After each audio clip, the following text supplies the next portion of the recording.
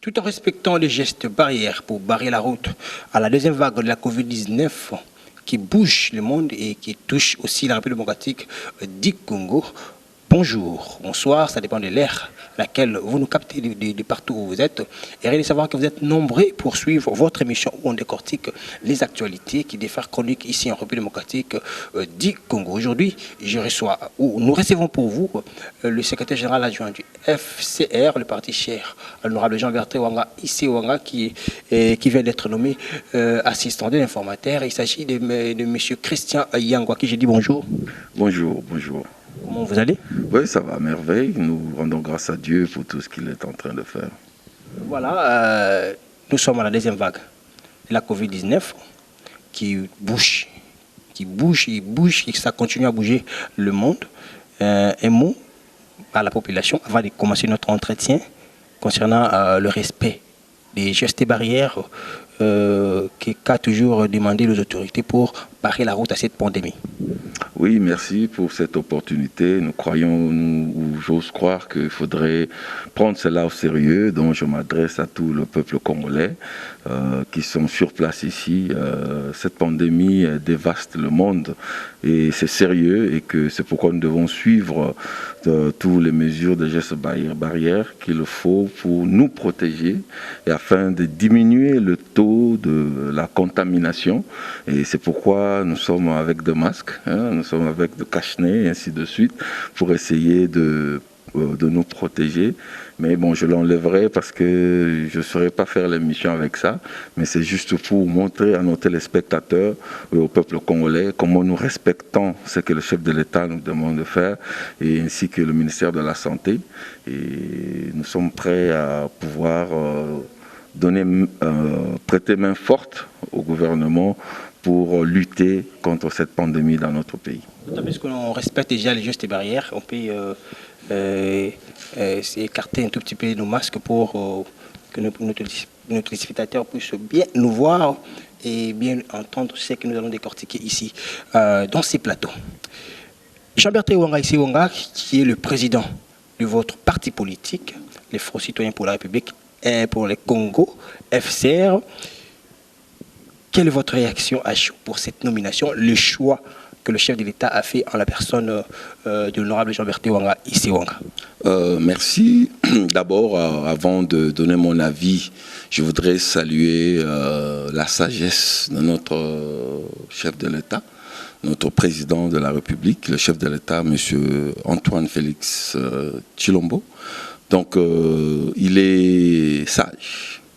Parce que je crois que prendre des décisions pareilles et choisir de telles personnalités, ce n'est pas en l'air ou ce n'est pas un hasard. Sûrement, il a dû voir plusieurs trucs, plusieurs valeurs, et afin de pouvoir prendre cette décision de choisir notre président national, l'honorable Bertrand Wanga, en tant qu'informateur assistant.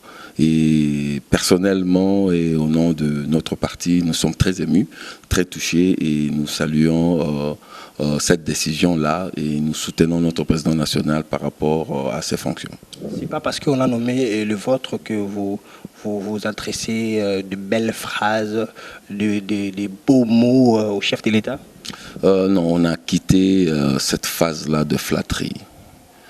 Comme je le dis, on a atteint un niveau où nous devons appliquer une politique de valeur, une politique vraie. Et je ne crois pas que tous les mots qu'on pourrait adresser, ça pourrait être des mots qui peuvent flatter le chef de l'État. Voilà. L'actualité évolue concernant la création de l'Union sacrée, qui est l'initiative du président de la République, Félix Antoine Tshisekedi. Mais dans les tractations qui s'est fait pour la création de l'Union sacrée, il y a eu l'avènement de plusieurs personnalités politiques dans cette initiative, d'autant plus que le président de la République était ouvert à tout le monde. Il a voulu que cette initiative soit inclusive. On a vu Bemba, on a vu Moïse Katumbi, et c'est du FCC qui quitte en masse pour adhérer à cette initiative. Actuellement, les choses semblent être un tout petit peu bloquées entre Katumbi et Bemba. Pensez-vous vraiment que cette union sacrée a une très bonne avenir ou c'est pour le jeu des postes ou les positionnements pour les politiques? Parce que la population attend des réponses sérieuses ou des solutions venant de cette initiative de l'Union sacrée. Ben, je crois qu'il y a de l'avenir, hein, parce que la classe politique, ça se crée. C'est vrai, ce sont des fils de ce pays, de grandes personnalités que tous nous connaissons, mais je crois qu'avec la vision des chefs de l'État et ce qu'ils voient dans cette union sacrée, je crois que cette classe politique sera créée. Ça veut dire, avec eux ou sans eux, je crois que le Congo avancera. Mais nous avons besoin de leur expertise, nous avons besoin de leur capacité, nous avons besoin de leur assistance afin qu'ils puissent mettre la main dans ce train qui est en train d'avancer vers le développement, vers l'amélioration de notre pays. Ils sont vraiment utiles, mais ils ne seront pas forcés. Ne seront pas forcés, ou je ne saurais pas dire aussi que c'est un peu bloqué. Il me semble, heureusement tu as dit, il me semble que c'est bloqué, mais ce n'est pas vraiment bloqué. C'est vrai, il y a des petites choses qu'il faudrait régler, il faudrait en parler, donc je n'étais pas présent, je ne saurais pas dire un mot, mais néanmoins, comme je l'ai dit d'autres fois dans d'autres émissions, donc il faudrait que les fils de ce pays, les filles de ce pays se mettent ensemble pour pouvoir construire ce pays, au lieu de pouvoir suivre les positions personnelles, suivre autre chose. On est là, nous marchons tous avec ce slogan ici, le peuple d'abord. Et si nous n'avons pas des personnes très patriotiques, au lieu de mettre le patriotisme dans le populisme et puis mettre cela sous forme de prétexte, il faut le dire, je crois que ça ne va pas arranger ce pays. S'il faut dire un mot ou une phrase au président Jean-Pierre Bemba et Moïse Katumbi, parce que leur participation dans cette initiative est aussi importante en tant que patriote, en tant que dirigeant de grands partis politiques. Que direz-vous? Voyons plus ce peuple et voyons cette nation. Et je leur dirais ouvertement de pouvoir de voir d'abord ce peuple et de voir cette nation dont 60 ans s'est mis dans une situation vraiment très déplorable, et cette fois-ci avec l'initiative des chefs de l'État de pouvoir relever le défi et amener cette nation là où il faudrait que ça arrive, et nous avons besoin de leur apport, besoin de leur soutien, et si vraiment ils peuvent voir ça avec un esprit patriotique, je crois que nous allons atteindre le but. Monsieur Christian Yango, on rappelle que vous... Monsieur Christian Yongo, voilà, c'est le nom d'une personne, c'est vraiment correct pour qu'on arrange si on les prononce très mal. On rappelle que vous êtes secrétaire général adjoint du FCR, le parti cher à l'honorable Iwanga ici Iwanga. Restons toujours dans cette initiative du chef de l'État de l'Union sacrée. Cette initiative a pour but d'amener le changement. D'amener le changement au peuple congolais, d'apporter des solutions à tous les problèmes qui dérangent le peuple. Pensez-vous que ça va réussir avec les mêmes personnes qui ont travaillé avec Kabila, qui ont fait 18 ans, les mêmes personnes que la population accuse d'amener ce pays dans les chaos, et les mêmes personnalités politiques ou les mêmes personnes qui ont les arriérés de justice ici qu'à l'extérieur du pays? Est-ce que c'est vraiment utile de booster dans le changement ou de booster vers le changement avec les mêmes personnes? Merci encore une fois pour cette question. Je crois que je l'ai dit un peu plus tôt qu'il faudrait qu'on y ait cette maturité politique. Ça veut dire on n'est plus dans un moment des émotions, des sentiments ou du favoritisme. Je crois que l'idée ou la pensée des chefs de l'État est correcte et louable. Et il suffit seulement que chaque enfant de cette nation puisse s'y mettre, pouvoir supporter. Je vous ai dit, la classe politique, ça se crée. tous ceux-là qui ont fait 18 ans, 20 ans, ils ont fait leur part. Par exemple, nous autres ici, moi j'ai fait presque 30 ans aux États-Unis et je suis rentré en pensant et par la demande de mon parti, je suis rentré et puis venir mettre ou contribuer à cette pensée de chef de l'État et à travers mon parti. Donc la classe politique, ça s'est créé. Nous avons plusieurs fils et filles de ce pays dignes qui peut-être ne sont pas dans des classes politiques que nous connaissons tous, des technocrates, des personnes dignes, des personnes sérieuses et des grands politiciens, s'il faut le dire, et peut-être on ne connaît pas encore. C'est au chef de l'État, avec son groupe, avec son équipe, de pouvoir découvrir ces têtes qui ne sont pas dans des partis politiques encore. Qui n'ont pas fait partie de ceux-là qui ont déjà travaillé. Même pas. Donc ça veut dire qu'il y en a cette classe-là qui est quelque part et qu'il faudrait détecter, créer une nouvelle classe politique. Ça veut dire nous n'avons pas besoin de personnes qui ont fait des bilans négatifs et de leur supporter, ainsi de suite. Moi, je ne crois pas à cela, quoi. Je ne crois pas que pour que le Congo avance, nous avons besoin de personnes qui ont un bilan d'échec, un bilan négatif, et puis le reprendre encore pour faire mieux dans l'union sacrée. Je ne crois pas. Et je crois qu'idéologiquement, il fallait recevoir tous les enfants ou tous les fils de ce pays, et le chef de l'État fait sa part. Si même tous ces anciens politiciens sont venus parce qu'ils sont fils de ce pays, c'est tout à fait normal, mais dans le fonctionnement ou dans l'idée de chef de l'État, je ne crois pas que nous avons besoin d'eux pour qu'il y ait un Congo meilleur.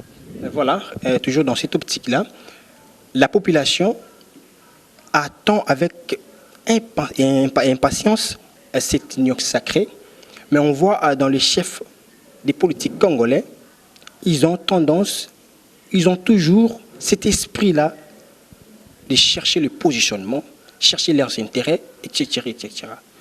Alors, à la population, ça donne l'impression comme si cette initiative du chef de l'État, c'est seulement pour les politiques, pour les profits des politiciens. Un message aux politiciens, c'est là qui vient en masse et en désordre pour adhérer à cette initiative, pour des positionnements ou des postes. Ben, je ne saurais pas répondre directement par rapport à ça, m'adresser aux politiciens, mais c'est que je pourrais dire... Un message de conscientisation, un message parfois qui puisse revenir à la raison, à la bonne foi, de chercher d'abord l'intérêt de la population. Ça ne peut pas manquer parce que vous êtes Congolais et vous savez ce qui se passe chez nous, vous savez la réalité de notre politique. Oui, c'est pourquoi je dis je ne saurais pas aller directement. J'aimerais aussi embellir quelque chose avant de chuter à la question dont vous m'avez posée. Donc, je crois qu'il y a un grand travail de fond à faire ici dans notre nation. C'est question de mentalité. Ce n'est pas seulement le politicien, ce n'est pas ceci, c'est une mentalité, il y a un travail de fond. C'est pourquoi je dis et je propose qu'il y ait une nouvelle classe politique. Parce que ce n'est pas tout le monde qui réfléchit comme ça. Ce n'est pas tout le monde qui voit ce que les autres voient en cherchant des positions. Nous n'avons pas besoin de positions, nous avons besoin que ce pays puisse avancer. En fait, c'est une question de mentalité. Ceux qui sont là, ils ont cette mentalité-là. Il faudrait d'abord aller toucher à la mentalité au lieu de toucher aux problèmes de positionnement, ainsi de suite. C'est-à-dire c'est une mentalité qui règne. C'est-à-dire toute personne croit que si se met quelque part, c'est d'abord moi, c'est d'abord moi. Ah, mais c'est pas tout le monde qui vient avec cet apport. Vous voyez, donc ce sont même des choses que nous sommes en train de lutter au sein de notre parti, de corriger, si pas lutter, corriger l'FCR, de ne pas avoir cette mentalité de chercher des positionnements, mais de pouvoir voir la vie sociale, voir les autres aussi. Voyez, parce que ici, pour nous, la politique, c'est devenu quelque chose où là, on vient se faire de l'argent. La politique n'est pas comme ça. La politique, normalement, nous devons penser à ce peuple, afin que ce peuple se retrouve. Voyez, c'est un service. Et ce n'est pas pas cette conception de nos politiciens aujourd'hui de comprendre que je suis au service de ce peuple. Ici, ça devient comme un slogan. Hein. Bon, un slogan. On sert le peuple, alors qu'en réalité, c'est pas comme ça. C'est ce qu'a dit aussi l'informateur modeste, le professeur Modeste Bassou Lukwebo. Oui, moi, je sais, comme il a dit, comme je l'ai dit aussi, c'est une question de mentalité. Donc, c'est pourquoi ils ont un grand travail.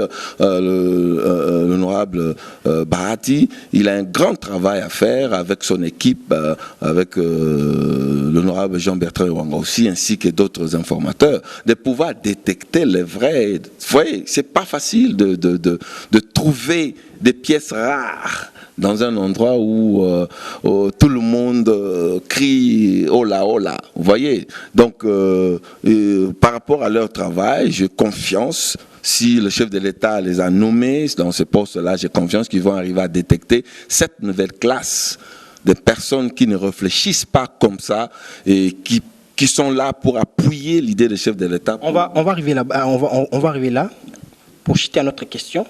Un mot politicien concernant cette initiative de l'Union sacrée. Je ne saurais pas faire la morale. Pas la morale, mais du genre conseil ou un message d'interpellation. Bon, j'interpelle juste pour dire que pensons à ce peuple et pensons à cette nation. Soyons patriotiques et non de pensée personnelle ou égoïste. En fait, c'est ça ce que je pourrais dire. Pensons à ce peuple et pensons à cette nation. Voilà, il y a aussi un sujet qui fait de l'actualité ici en République démocratique du Congo, c'est concernant la réaction du président AU de l'UDPS, Jean-Marc Kabounda, qui a dévoilé le fond ou le contenu des entretiens qu'avait eu le président de la République Tshisekedi avec le président Jean-Pierre Bemba et Moïse Katumbi. Quelle est votre réaction à chaud par rapport à cette réaction qui n'est pas assez diplomatique, qui n'est pas assez une réaction d'un homme d'État? Parce que dans toute chose, vous faites la politique, et dans la politique, il y a ce qu'on appelle le secret d'État. Ben oui, comme vous le dites, hein, donc je ne saurais pas mettre la parole dans sa bouche pour pouvoir dire ce qu'il faut dire ou ne pas dire ce qu'il ne faut pas dire. Néanmoins, en tant qu'homme d'État, moi ou même en tant que politicien, je crois que nous devons arriver à trouver un peu de technicité, un peu de sagesse par rapport à tout ce que nous disons, mais j'ose croire que l'UDPS, on est alliés dans l'UDPS, ce sont nos partenaires politiques. Nous croyons toujours que ils sont dans le vrai, ce qu'ils disent. Peut-être si personnellement ou individuellement, les personnes arrivent. Si c'est l'individualité, hein, c'est Jean-Marc Kabounda qui a dit. D'autant plus qu'il n'y a pas eu un communiqué officiel ou une communication de cet entretien, mais lui, en tant qu'homme de l'État, il a fait la restitution. Chez qui? Entre guillemets, chez les députés du FCC. Est-ce que c'était vraiment important? Bon, comme je dis, je ne saurais pas mettre mes paroles dans sa bouche. C'est-à-dire, c'est individuel. Chacun réfléchit ce qu'il réfléchit, pense ce qu'il pense. Je crois que ce grand parti, l'UDPS, a de règlements d'ordre intérieur, et ainsi de suite, au cas où on sort, ou on dérape un peu par rapport aux procédures de leur règlement d'ordre intérieur. Ils sont mieux placés de pouvoir juger cela. Mais néanmoins, comme je dis, il faudrait qu'il y ait beaucoup de technicité de politique en tant qu'un homme d'État pour savoir quoi dire, quoi ne pas dire. Parce qu'autrefois, c'était la même personne à l'Assemblée nationale qui avait dévoilé une somme de 7 millions de dollars pour l'organisation du congrès. Et ça a aussi fait débat, ça fait couler encre et salive. Est-ce qu'on va continuer à faire ce genre de politique? Bon, je ne saurais pas savoir les enjeux internes. Comme je dis, dénoncer ce qui est mal ou ce qui est caché, je crois. Vous pouvez remarquer si quelque chose ne marche pas dans le normal, si quelque chose ne marche pas au sens normal des choses. Vous êtes politique, est-ce qu'en politique on peut tout dire à n'importe où, à n'importe comment? Ça c'est normal. On peut remarquer ou constater ou dire un mot sur une réaction qui ne va pas aux règles ou aux principes.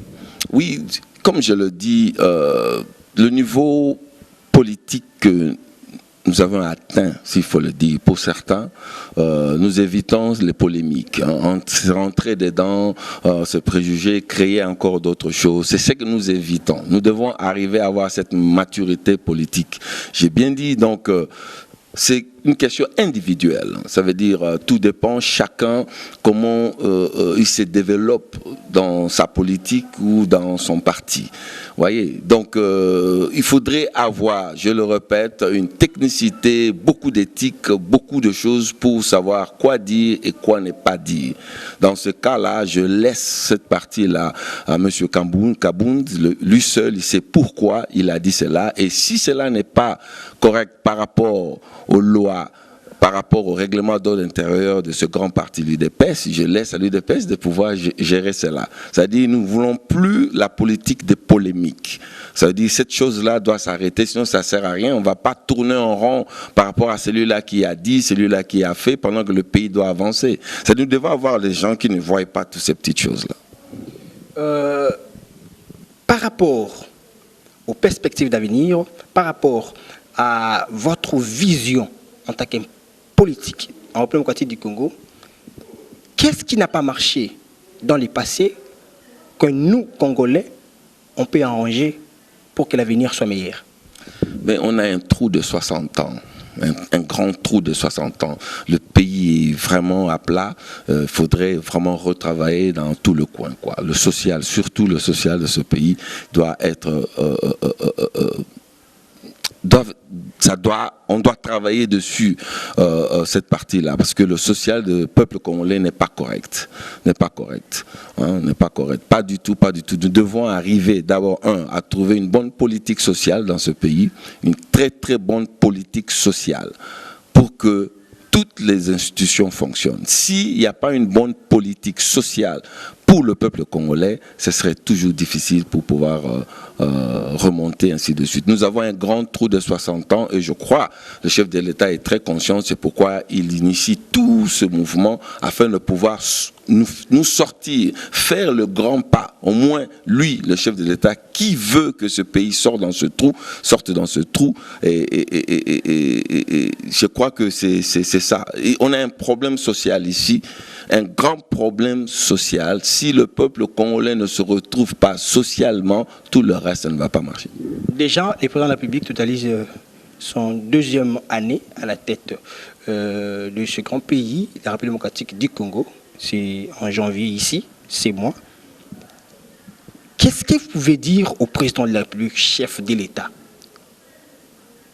Ce qu'il n'a pas réussi à faire durant les 2 ans passés, parce que ça reste peu de temps, rien que 3 ans pour aller aux élections.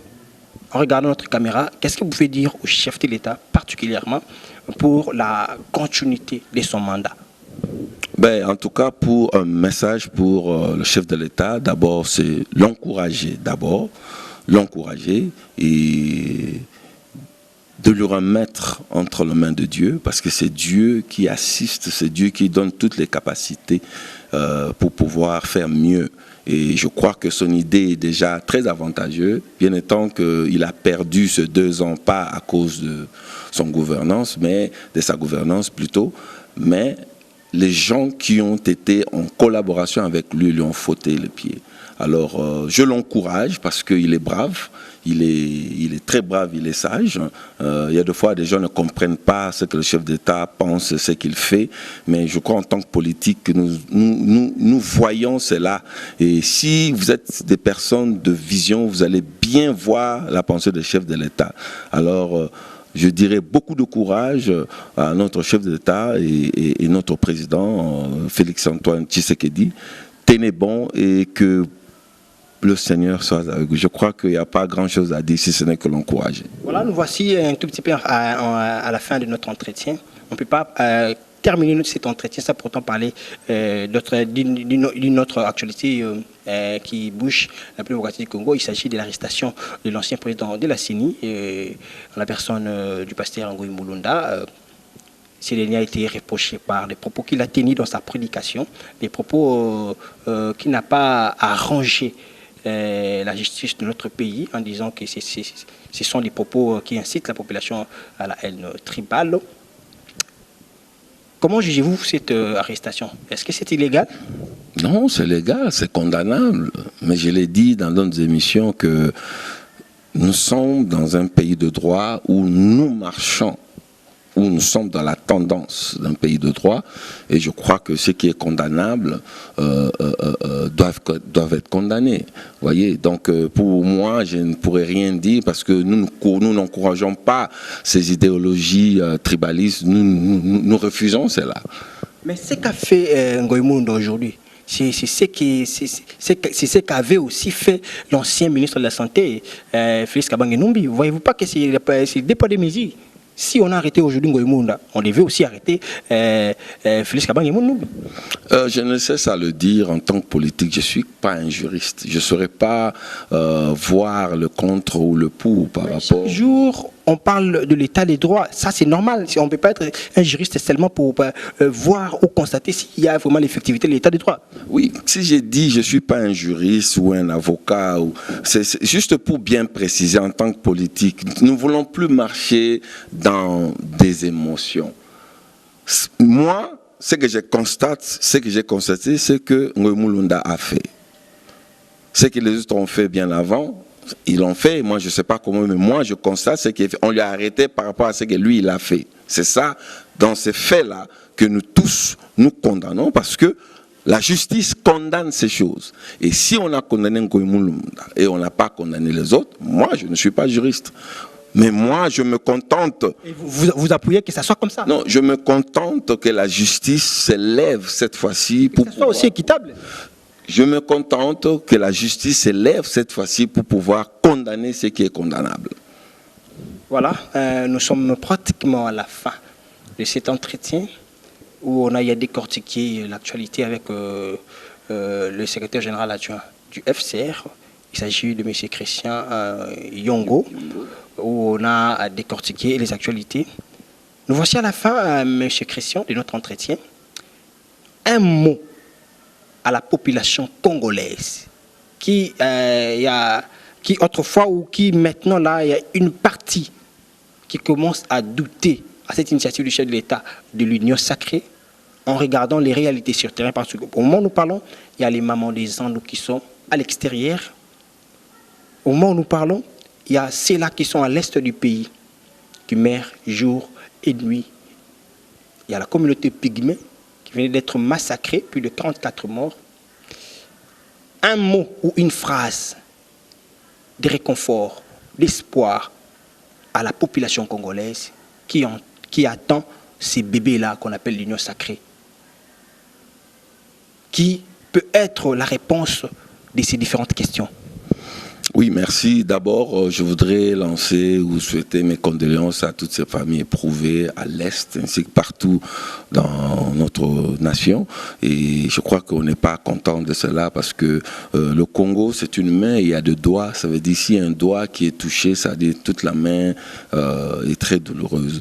Donc, je souhaite en tout cas mes condoléances d'abord à toutes ces familles éprouvées. Alors, le mot pour le peuple congolais, ça, je peux dire, de pouvoir tenir bon. Pourquoi je dis cela? Qu'aucun politicien ou aucun pasteur ou aucune personne vous trompe par rapport à cela en disant que dans 2 ans, dans 3 ans, dans 4 ans, le pays peut s'améliorer et à satisfaire aux besoins de chaque citoyen congolais. Je ne crois pas. Il y a un travail à faire. Ça veut dire que le pays vient d'un trou de 60 ans. Et le président Félix Antoine Tshisekedi est en train de faire de son mieux en tant que chef de l'État, de pouvoir nous sortir de cela avec plusieurs techniques, tactiques, afin que le social ou la vie meilleure du peuple congolais arrive. Ça veut dire l'impatience ne va pas nous aider, mais la participation et l'assistance va être mieux afin que les années à venir, que le Congo soit ce qu'il faut être. Merci beaucoup, chers téléspectateurs. C'était là M. Christian Yongo, qui est le secrétaire général adjoint du FCR, le parti cher honorable Ewanga, Issé Ewanga, à qui on a eu à décortiquer les actualités ensemble dans ces plateaux pour vous informer. Et nous voici à la fin de cette émission. Connectez-vous massivement et restez branchés sur notre chaîne Parce que nous sommes là pour vous informer et à chaque fois s'il y a un problème ou une situation qui ne marche pas bien ici au pays, nous serons là et nous sommes là pour vous informer et vous apporter des informations fiables, crédibles et nettes pour éclairer l'opinion internationale qu'internationale, c'est ce qui se passe ici en République démocratique du Congo. Prenez soin de vous car chaque jour est une vie. Au revoir.